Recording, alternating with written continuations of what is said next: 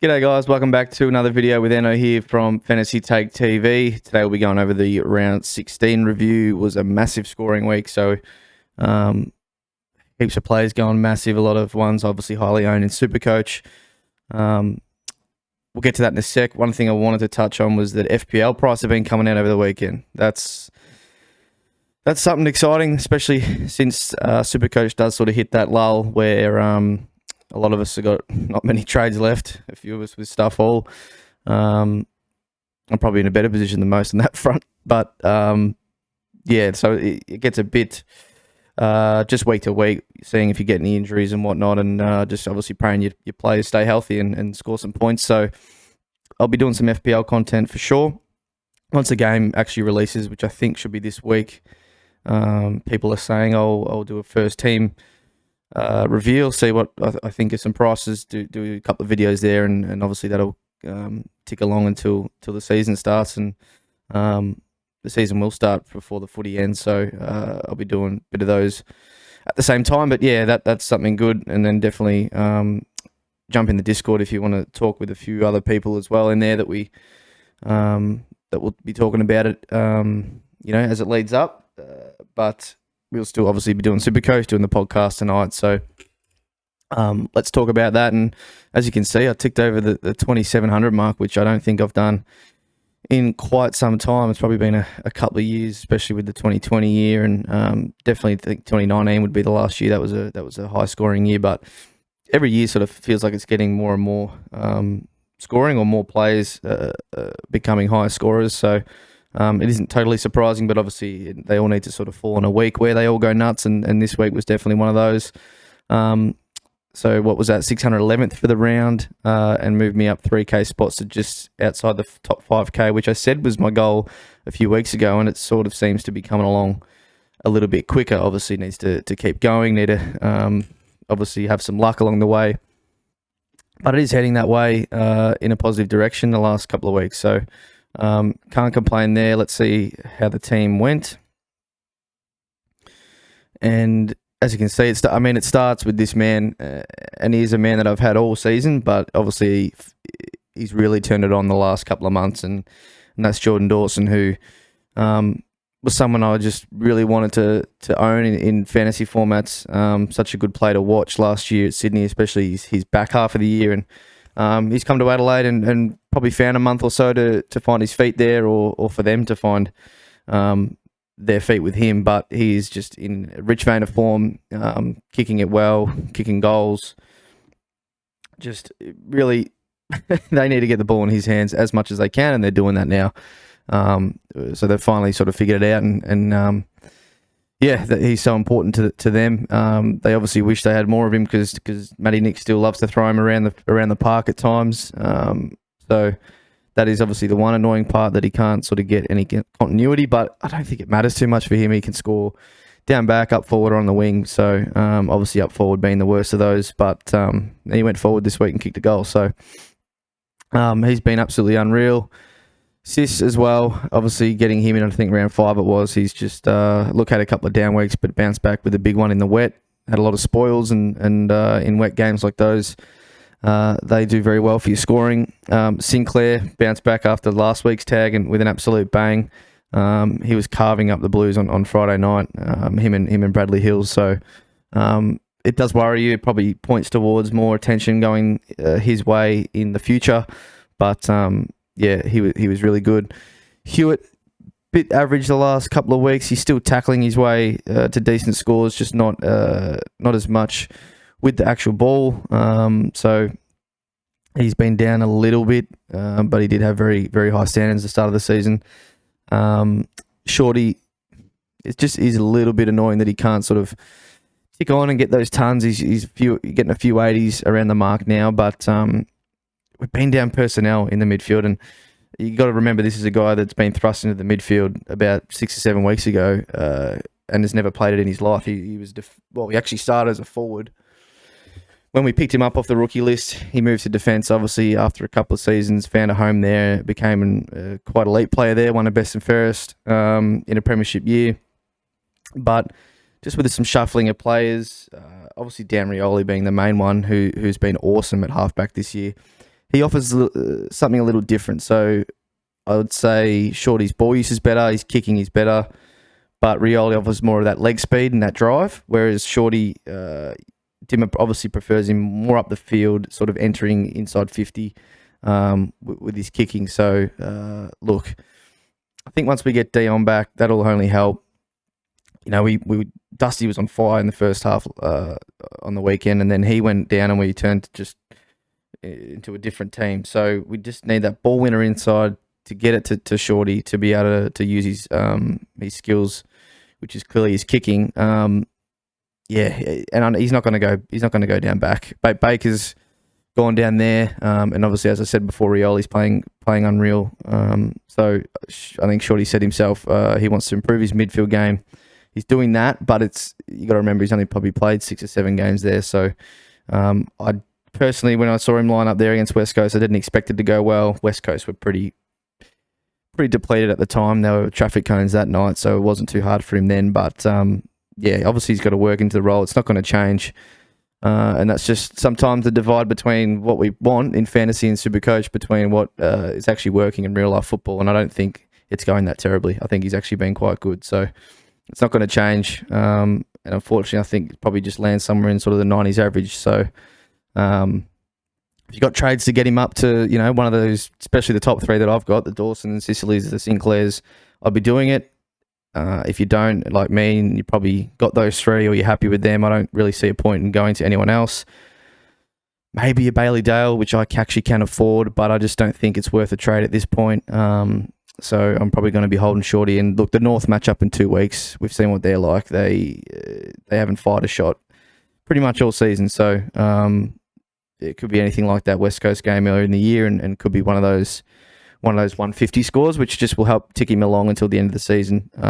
But look, I still think he's improving weeks as the weeks go by. It's just that we would, when Dusty went down, we don't have Dion already. Koch is out. We're relying on, the 3 in the middle were sort of Baker, who's good, but he's not like an inside contested ball winner.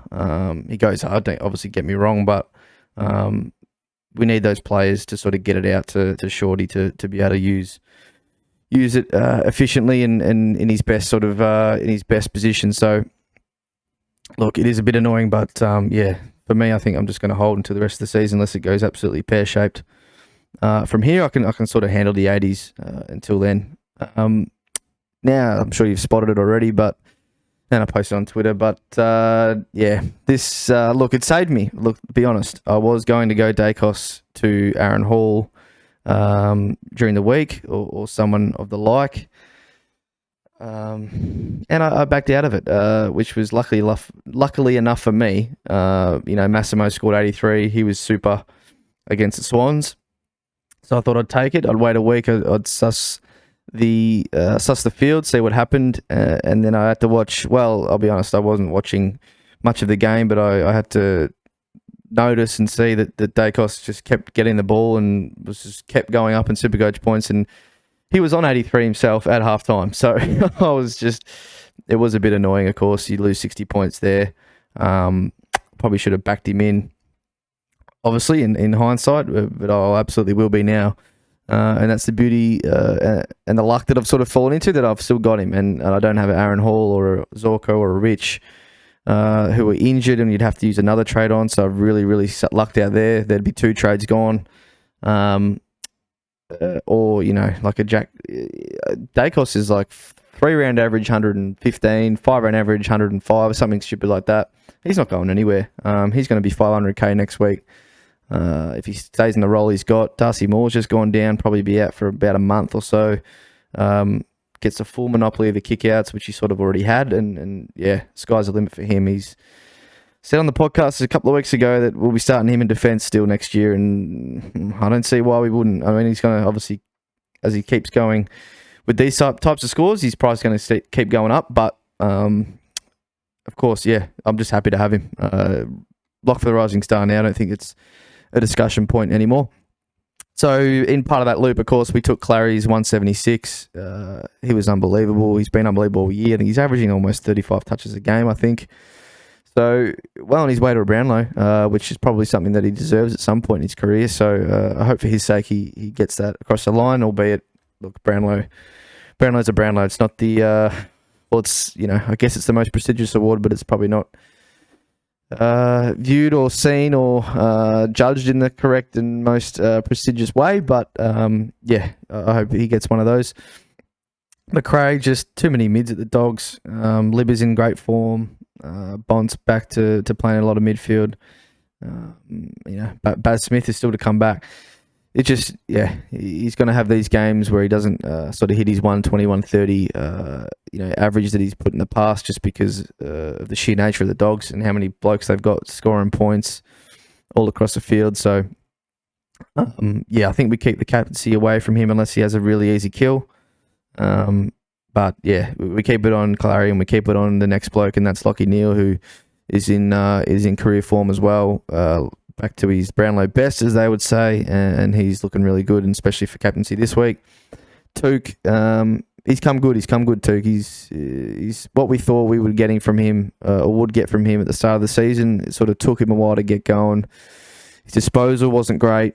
It still isn't the best, but he's tackling his way to big scores, and his contested work is really good. And he gets the Tigers this week, who, I think he's just going to run rampant on. I think we get Prestia back, hopefully. But, who else we had in there? Jack Ross. Took's going to run rings around these guys and be hard to keep up with. So we just saw what Tim Kelly had 40 touches on us. So Took will be a really good option this week. Steele was the trade I made, so obviously Tommy Stewart had to go, and that was who I went to, Jack Steele, and put Dacos into defence. And he was good. A lot of tackles, which was nice to see. Just a lot of handballs that don't obviously score you massive points. So, I felt he was a little bit hard done by on the scoring. Of course, the scoring's the scoring. You can't pretend that you know better. Obviously, that's what they end up with. But kick the goal was pretty pivotal in the last quarter when the Saints obviously made their move and won the game. But I'm happy to have him for sure. Merritt, really good. Kicked 3 goals, of course. That obviously helps you score a 140. But without those, you would have been around another ton or so. So we can't be too upset with that for what we paid for him. So we absolutely take that. Track was really, really good. His best game for the season, of course. Finally kicking goals that he's just been missing all season. Kicked 3 of those. So that's the Track that, makes you think that he can be the best player in the comp, or he pretty much showed it for the last half of last year and into finals, but hopefully finding that form again and does it again for the second half of this year. That'd be very, very nice. And then we come to Paddy Cripps. It just pisses me off. The fact that I finally succumbed to this man, knowing that he was absolutely fraudulent for that first half of the year, scoring all these points.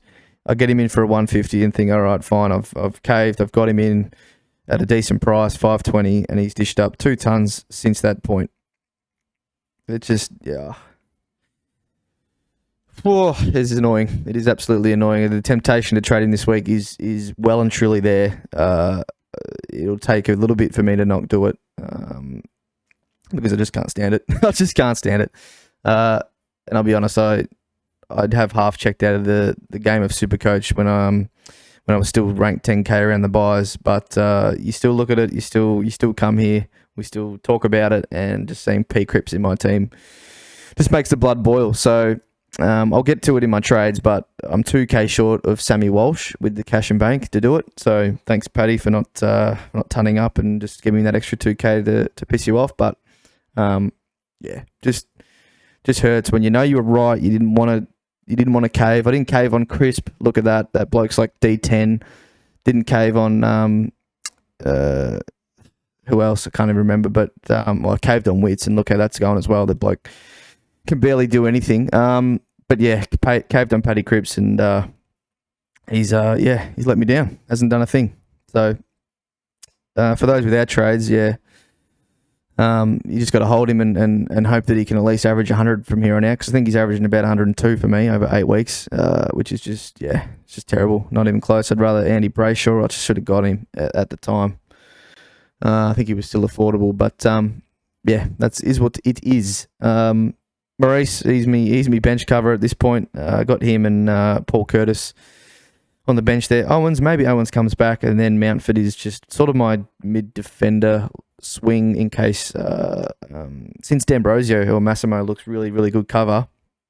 Say I get a mid injury, I can just bring Dacos into the midfield and field D'Ambrosio. Instead of just fielding Rioli, he's probably better cover, I would assume there. So that's that. Wits, as I said before, just if he's not getting the hit out to advantage, what is he really? So we need him to figure those out. He gets Nank this week, who's no sort of easy beats. He's probably gettable in sort of the ruck taps, but around the ground he won't. Nank will be shutting him down there. So need him to feed the mids like Took and get the hit outs to advantage going. I guess it's about time.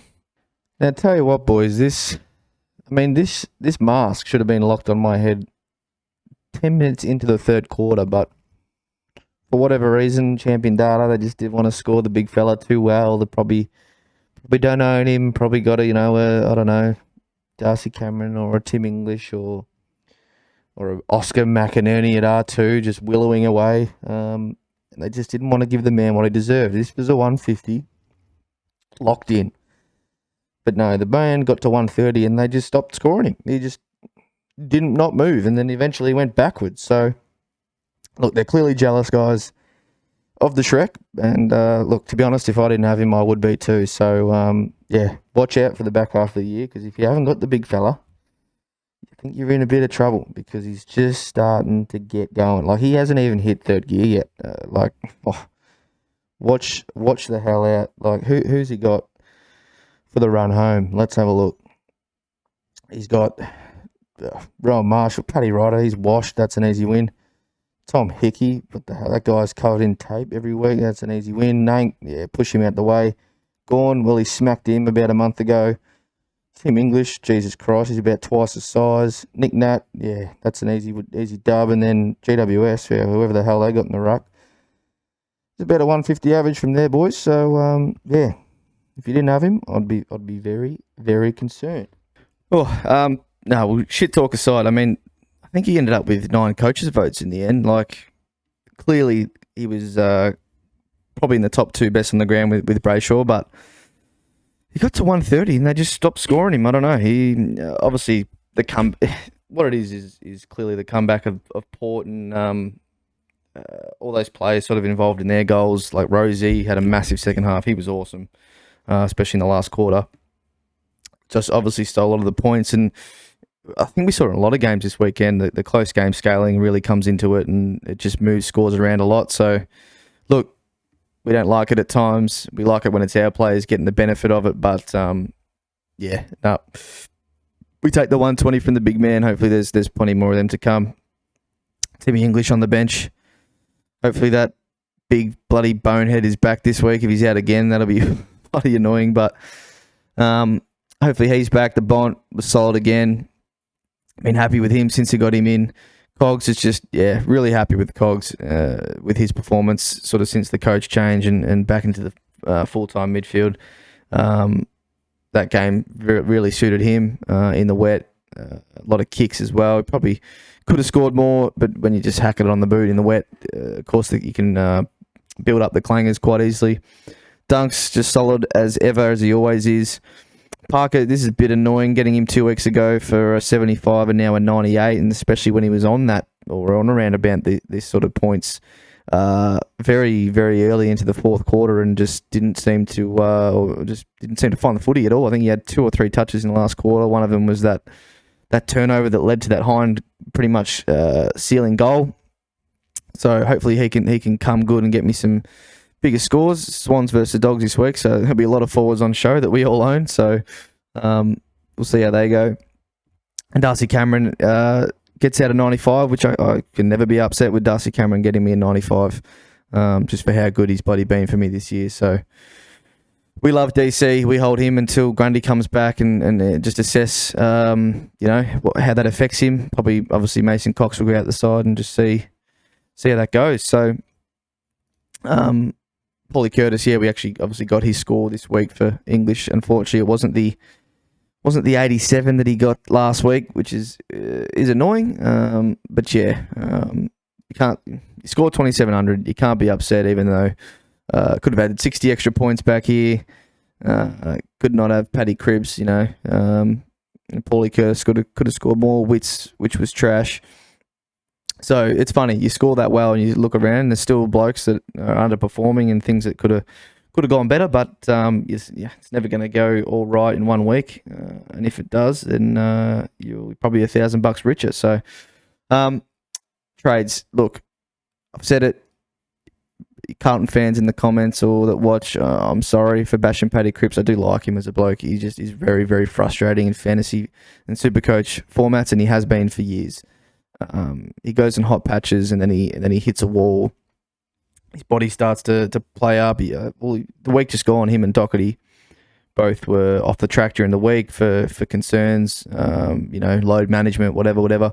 They both had terrible games. Look, Cripps was okay to an extent, but he just isn't the scoring as well. Doesn't do the stuff that gets you points in Supercoach really anymore. And he was not kicking any goals anymore like he was kicking out of his ass in the first sort of 6 weeks. So when he stopped doing that, the scoring dries up, and we've seen that. So Rory Laird, of course, would be. I'd love to get him in, but I just can't. Mills, I can't. Sam Walsh, can't. Brayshaw and Parrish are the only two really in my price range that makes sense. Parrish just coming off the calf, I'm a little bit concerned about. Owning another Essendon mid, I'm also concerned about. When I already have Zach Merritt, that's one's almost enough for me. So I think Andy Brayshaw would be the one. And he's 6th in total points on the season, 8th in average. He's a top 8 midfielder. Whichever way you want to dice it up, he's had a superb season. So he would probably be the one. Whether I pull the trigger now. Cripps does get West Coast. I think his break even is achievable. I think it's like 100. So when I say that, he hasn't scored one of those for fucking ages. But he would be. Do I give him a go against West Coast? Well, West Coast are an improved side. They were no chumps this week against the Tigers at all, and even the week before. So Brayshaw gets St Kilda, who he scored 189 points on, bloody in round 2. So it's a tough decision. Do I go down to 3 trades and make that move? Still got Shorty here, who many would say you'd rather trade him instead. I can get around that. I can afford Bailey Dale, who without Caleb Daniel for about another 3 or 4 weeks is just going to have the absolute monotony of the back, defensive 50 ball, and just kicks it like no tomorrow. That's all he does. So that could definitely be an option. It's probably one of those two things. Then I got into 3 trades. I've got Dacos D6, who, to be honest, I'm not concerned about at all. And then I do probably have to book in a trade for Darcy Cameron, maybe in the last few rounds, to a Libber or something like that. So that's something to think about. And then you got to obviously guess how many how many injuries am I going to get down the back stretch. So definitely something to think about on what to do this week. We'll talk about it on the podcast with the boys, see what they think in regards to my team, and then obviously on the trades video later in the week. So thanks for watching, guys. We'll get that absolute star, Nicky Dacos, on the field. And let's captain him. Yeah, got North this week, mate. That's another 140 coming in. Easy as you like. So thanks for watching, guys, and I'll catch you in the next one. Cheers. I got the mojo deals,